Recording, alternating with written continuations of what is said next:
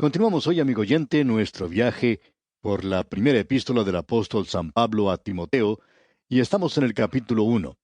No hemos podido concluir aún este primer capítulo, y vamos a continuar este estudio partiendo hoy del versículo 18. Aquí nos encontramos en una nueva sección en este capítulo. Tenemos aquí el encargo o mandamiento que el apóstol Pablo le hace a Timoteo. Este es un encargo personal a Timoteo. Ya hemos dicho varias veces que esta carta es una epístola personal que Pablo le escribe a este joven Timoteo, aun cuando él está hablando acerca de la iglesia local y lo que Timoteo debe hacer en ella, cómo debe comportarse allí y cuál es su responsabilidad. Es algo muy práctico, por cierto. Pero aún así, aquí se nos revela algo de la maravillosa relación que debía haber existido entre el apóstol Pablo y este joven Timoteo, así como también con el joven Tito, como veremos más adelante. También debería haber habido otros amigos personales del apóstol Pablo. ¿No le hubiera gustado a usted, por ejemplo, haber sido un amigo personal del apóstol Pablo, amigo oyente? Pues bien, veamos lo que él le dice aquí a este joven en el versículo 18 del capítulo 1. Este mandamiento, hijo Timoteo, te encargo, para que conforme a las profecías que se hicieron antes en cuanto a ti, milites por ellas la buena milicia. Timoteo es su hijo espiritual. El apóstol Pablo lo había llevado a los pies del Señor. Ahora Pablo le está diciendo algo aquí que él no discutió mucho con otras personas o con la iglesia en general. Y es que Pablo se sintió guiado de una manera muy directa a llevar a este joven Timoteo junto con él. Pablo tenía discernimiento espiritual y Dios evidentemente le había guiado de una manera directa para que llevara a este joven y le ayudara a llegar a la posición que aparentemente ocupaba en la iglesia primitiva. Y en este versículo 18 leemos otra vez, este mandamiento, hijo Timoteo, te encargo, para que conforme a las profecías que se hicieron antes en cuanto a ti, milites por ellas la buena milicia. Cuando uno va a la guerra, como decíamos en nuestro programa anterior, uno nunca debe ir a luchar a no ser que su corazón esté en eso, a no ser que uno esté luchando por una causa verdadera, a no ser que uno tenga la intención de lograr la victoria. Y el apóstol Pablo le dice aquí a Timoteo, yo quiero que luches, que milites por ella la buena milicia.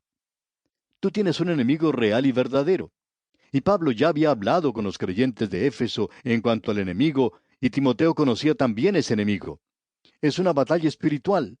Y Pablo le dice ahora a Timoteo que él quiere que haga una buena batalla, porque algunos no estaban llevando a cabo una buena batalla. Algunos estaban naufragando en cuanto a la fe. Escuche lo que dice aquí el apóstol Pablo en este versículo 19. Manteniendo la fe y buena conciencia, desechando la cual, naufragaron en cuanto a la fe algunos. Aquí tenemos una gran verdad, y según nuestra opinión, tiene que ver con nuestras complicadas e intrincadas personalidades. Hay veces en que nos cansamos de ver a aquellas personas que tratan de hacer del Evangelio algo tan sencillo como el hacer que las luces cambien de un color a otro. Bueno, cuando se pone verde, usted avanza, y cuando se pone luz roja, pues se detiene. Algo bien sencillo. Sin embargo, amigo oyente, no es tan sencillo. Tenemos personalidades intrincadas, y lo que el apóstol Pablo está diciendo aquí es lo siguiente, que hay un peligro para usted y para mí en nuestra inconsistencia y en nuestros fracasos. Y estamos suponiendo que usted no vive por allá en una torre de marfil. Algunos creyentes piensan así. Ellos piensan que se encuentran sobre todas las cosas y que están ocupando un lugar muy elevado.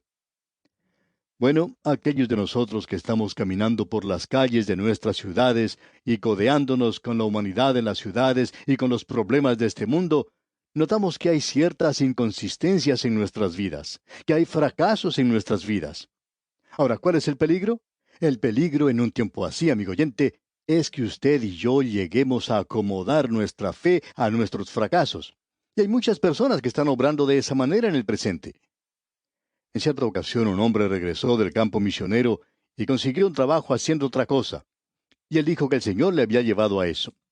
Un pastor le visitó y le dijo, a usted se le enseñó a trabajar como misionero por 9 años. Y ahora, según usted, el Señor le ha llevado de regreso a hacer algo que en realidad no es muy importante. ¿Usted verdaderamente cree que el Señor lo está guiando de esa manera? Ah, sí, fue su respuesta. Él estaba seguro que el Señor le había guiado a ese trabajo. Ahora él hablaba tanto acerca de eso que parece que él había acomodado su fe a su fracaso. Y amigo oyente, ese es un peligro muy grave. Cuando usted y yo fracasamos y naufragamos en cuanto a la fe, ¿cuál es la solución? Donde hay inconsistencia en nuestras vidas, debemos ir al Señor. Digámosle a Él que hemos fracasado, que no hemos logrado tener lo que buscábamos. Después de todo, como veremos al estudiar el próximo capítulo, Él es un maravilloso mediador entre Dios y el hombre. Vamos a hablar de eso dentro de unos instantes. Así es que veamos lo que dice ahora el versículo 20 de este capítulo 1 de la primera epístola a Timoteo. De los cuales son Himeneo y Alejandro, a quienes entregué a Satanás para que aprendan a no blasfemar. Aquí el apóstol Pablo cita algunos ejemplos de los apóstatas de aquel día. Estos dos hombres se van a presentar ante nosotros una vez más. Pablo no tiene mucho de bueno que decir en cuanto a ellos, de ninguno de los dos. Él dirá que Alejandro, el calderero, le hizo mucho daño. No me hubiera gustado ser Alejandro y causarle daño al apóstol Pablo, y no me hubiera gustado tampoco ser Himeneo. Los dos andan juntos aquí. Lo que nos llama la atención aquí es que el apóstol Pablo dice, a quienes entregué a Satanás para que aprendan a no blasfemar. Y quisiéramos que usted note algo aquí, amigo oyente, lo cual creemos es de importancia. Lo que tenemos aquí en realidad es un fracaso de parte de estos hombres. Ellos son apóstatas y Pablo hace algo ahora que, según creemos, es muy importante de notar para aprender algo. Él está actuando según su cargo. Y supongo que solo un apóstol de Jesucristo puede hacer eso. Este es un ministerio y él dice, a quienes entregué a Satanás. Ahora, según nuestra opinión, así no es como opera o funciona un tribunal de una iglesia. Es decir, que esta no es una disciplina eclesiástica. Y por cierto, no es lo que uno llama excomunión en el día de hoy. Pero el apóstol Pablo está haciendo uso de su prerrogativa y su posición como apóstol. Así es que él entrega a Satanás a estos hombres. Esta no es la primera vez que ha ocurrido algo así. Usted recuerda que allá en su primera epístola a los Corintios, capítulo 5, Pablo dice en los versículos 3 al 5, ciertamente yo, como ausente en cuerpo, pero presente en espíritu, ya como presente he juzgado al que tal cosa ha hecho. En el nombre de nuestro Señor Jesucristo, reunidos vosotros y mi espíritu, con el poder de nuestro Señor Jesucristo, el tal se ha entregado a Satanás para destrucción de la carne, a fin de que el espíritu sea salvo en el día del Señor Jesús. Creemos que esta es una autoridad que el apóstol tenía, que nosotros no tenemos en el presente. Y no creemos que la iglesia la tenga en el día de hoy. ¿Qué derecho tenemos usted y yo de entregar a cualquier persona a Satanás? Pero estos hombres lo tenían. Y el apóstol Pedro hizo uso de ese privilegio. Y nos imaginamos que si Ananías y Zafira, por ejemplo, estuvieran aquí en este instante, ellos podrían decirnos algo en cuanto a la autoridad de Simón Pedro como apóstol. Debemos decir que eso es lo importante de notar de nuestra parte aquí. Llegamos ahora al capítulo 2. Y aquí se trata de la oración en público y del lugar que ocupa la mujer en la iglesia. Y aquí tenemos algo que, por cierto, es de mucho valor para nosotros. Lo que primero tenemos aquí es la oración en público. La oración en público es para la gente y para los oficiales, para aquellos que están en autoridad. Eso se menciona en los primeros 7 versículos de este capítulo. En los versículos 1 y 2 de este capítulo 2 de la primera epístola a Timoteo leemos, exhorto ante todo a que se hagan rogativas, oraciones, peticiones y acciones de gracias por todos los hombres, por los reyes y por todos los que están en eminencia, para que vivamos quieta y reposadamente en toda piedad y honestidad. Pablo está diciendo algo aquí que los creyentes deben hacer, y suponemos que estas oraciones deberían hacerse en la iglesia, y que deberían hacerse a favor de las autoridades de la ciudad o del país. Y si uno quiere traer esto al día en que vivimos, deberíamos decir sencillamente lo siguiente, que los miembros de un partido deberían orar por los miembros de los otros partidos y viceversa. Ah, pero eso sería algo muy difícil de hacer. En cierta ocasión, hace muchos años, se le preguntó a un capellán del Senado de su país si él oraba por los senadores, a lo cual él respondió, no, yo miro a los senadores y luego oro por el país. Y amigo oyente, de paso debemos decir que ese es un consejo bastante bueno. Debemos orar por nuestros países y debemos orar por aquellos que tienen autoridad sobre nosotros. Si somos miembros de un partido político y la persona que está en el poder en ese instante es del otro partido político, pues oremos por él. Ese es un lugar donde el creyente puede orar. ¿Por qué? Aquí se nos dice que debemos orar por los reyes. Alguien puede decir, sí, pero ¿debe usted orar cuando el gobierno es corrupto?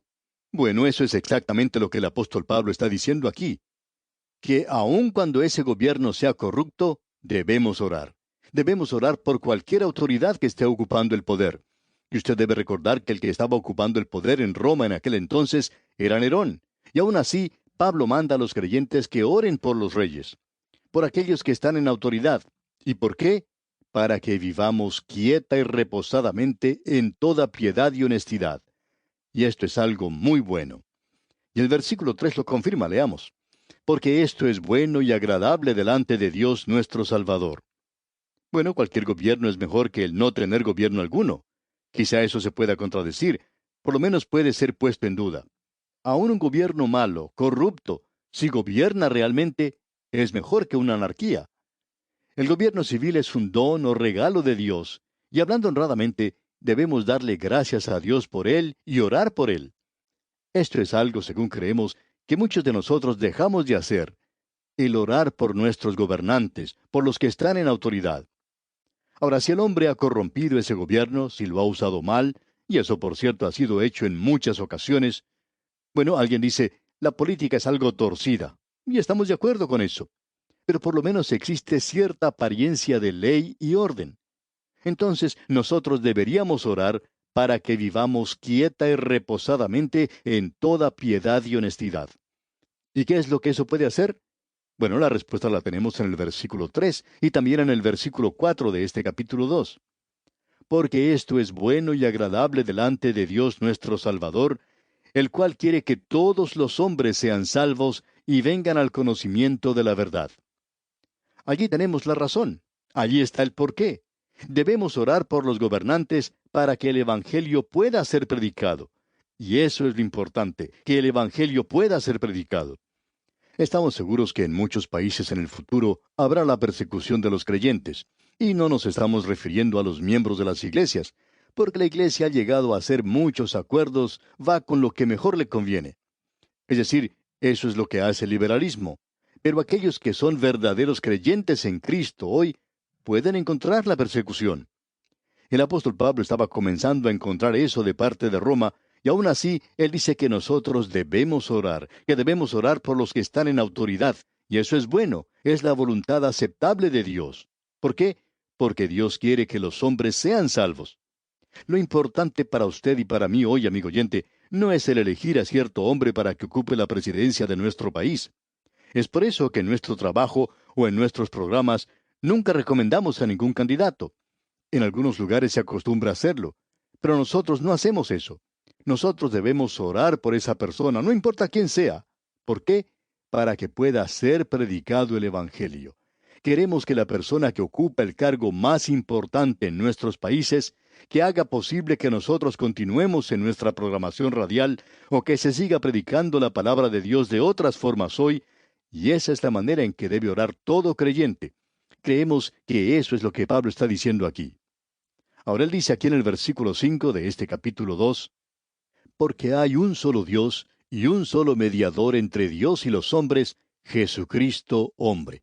Note usted, porque hay un solo Dios. En el imperio romano de aquella época había muchos dioses, y la gente en el día de hoy busca muchos dioses. Algunos el placer, otros el entretenimiento. En realidad, el mundo del entretenimiento ha llegado a ser como una religión hoy. Hay muchos devotos de eso.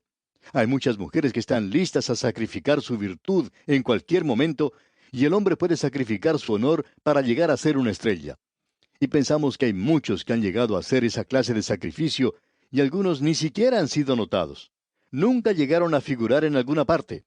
Pero existen muchos dioses hoy, y nosotros necesitamos comprender que hay un solo Dios. Él es el Creador. Y solo hay un mediador. Antes, en Israel, uno podía ir al templo y allí podía encontrar muchos sacerdotes. Uno podía ir por intermedio de ellos. Bueno, Pablo está diciendo aquí que hay un solo mediador al cual uno debe dirigirse. No es necesario que usted se dirija a un ser humano aquí, a algún ministro. Eso no es necesario. Ya hay un solo mediador entre Dios y los hombres. Y necesitamos ese mediador. Yo necesito ese sacerdote, y ya tengo uno. Él es el sumo sacerdote. Usted recordará que ese era el clamor de Job al mismo comienzo de su libro. En el capítulo 9, versículo 33, él clamaba, no hay entre nosotros árbitro que ponga su mano sobre nosotros dos. Job estaba clamando, si hubiera alguien que pudiese asirse de la mano de Dios y luego asir mi mano y unirnos a los dos, para que pueda existir comunicación, para que podamos llegar a un acuerdo. Bien, amigo oyente, hoy nosotros tenemos un mediador. El Señor Jesucristo ha venido, y Él tiene su mano puesta en la mano de la deidad porque Él es Dios, y Él puede salvar porque Él es Dios, y porque Él ha pagado el precio de su salvación y la mía. Ahora, Él es el mediador, pero Él también se hizo hombre. Él puede tomar mi mano aquí en esta tierra. Él me comprende y le comprende a usted, amigo oyente. Él le conoce. Usted puede ir a Él. Él no va a preocuparse porque usted vaya a Él. Él no se va a enojar por eso. Él no le va a golpear. Él no le va a lastimar a usted de ninguna manera. Pero usted dice, bueno, es que yo he fracasado, yo he hecho esto y aquello. Yo no puedo alcanzar la gloria de Dios. Soy un fracaso completo. Bueno, Él sabe eso. Y Él aún así le ama. Él aún así quiere poner su brazo alrededor de usted. Usted recuerda lo que el profeta Isaías dijo. En toda angustia de ellos, Él fue angustiado. Hay algunos que piensan que eso debería haberse traducido de la siguiente manera. En toda angustia de ellos, Él no fue angustiado. Bueno, de cualquier manera en que uno lea esto, es algo realmente maravilloso. Quizá Dios quiere que nosotros leamos esto de ambas maneras, pero a mí me gusta leerlo en toda angustia de ellos, Él no fue angustiado. Dios ha acompañado a los hijos de Israel a través del desierto, y usted recuerda que ellos fracasaron en Cades Barnea. Y Él no dijo, bueno, adiós, yo no quiero estar más con ustedes. Yo ya no tengo nada que ver con ustedes porque ustedes han fracasado. No, amigo oyente, Él continuó con ellos por 40 años. Él siguió adelante. Usted recuerda que Él le dio instrucciones a Moisés. Cuando entren a la tierra, ustedes tienen que hacer esto, aquello y esto otro. Dios continuó con ellos, y usted se da cuenta que Él esperó por ellos. Y sí que los esperó, amigo oyente. Él trató con ellos con mucha paciencia. Todo el tiempo de su angustia, Él no fue afligido. Él no cayó y fracasó. Él se mantuvo con ellos. Y eso es lo que Él ha hecho conmigo. Es maravilloso el día de hoy tener a alguien que sea un mediador tan maravilloso. Y nosotros podemos ir a través de Él, y esa es la razón por la cual debemos dirigirnos a través de Él a Dios. Y cuán maravilloso es esto, amigo oyente. No vale la pena venir y contarme las cosas a mí. Puede ser que yo simpatice con usted, quizá ni siquiera comprenda su caso, pero Él sí que lo hace. Él es humano, Él es un mediador, Él pone su mano en la mía. Escuchamos un canto que dice, pon tu mano en la mano de aquel. Bueno, amigo oyente, usted no pone su mano en la mano de Él. Él pone su mano en la suya. Eso es lo que Él hace, y eso es lo que hace de esto algo verdaderamente maravilloso. Él descendió y puso su mano en mi mano, y Él ha asido, Él ha agarrado mi mano. Pero Él también ha tomado la mano de Dios, porque Él es Dios, y Él nos ha unido. ¡Cuán maravilloso es esto, amigo oyente! Y ahora en el versículo 5 leemos otra vez, porque hay un solo Dios y un solo mediador entre Dios y los hombres, Jesucristo hombre. El mundo necesita conocer de aquel del cual estamos hablando, porque Él es el único camino a la salvación. Usted recuerda lo que Pedro le dijo a los líderes religiosos de aquella época. Y en ningún otro hay salvación, porque no hay otro nombre bajo el cielo dado a los hombres en que podamos ser salvos. ¡Cuán tremendo es todo esto, amigo oyente! Esto es realmente maravilloso porque puede hacer una cosa por usted, le puede llevar a usted directamente al Señor. Hay ciertas veces en que hay solo un camino por el cual nosotros podemos ir de un lado al otro, y debemos seguir ese camino si queremos llegar a nuestro destino. Y eso es lo que sucede aquí con el Señor Jesucristo. Él es el único camino. Nosotros estamos muy agradecidos cuando se nos dice aquí que hay un solo camino a Dios, solo un mediador. Y Él es tan maravilloso, y Él es el único que puede unirnos con Dios hoy. Él puede llevarnos a Dios porque Él es Dios, pero también es hombre. Jesucristo, hombre. Y aquí nos detenemos por hoy. Es nuestra esperanza que el estudio de hoy haya sido de inspiración para usted y le haya acercado más a Dios, única fuente de salvación y santidad. Que el Señor derrame sobre usted sus ilimitadas bendiciones.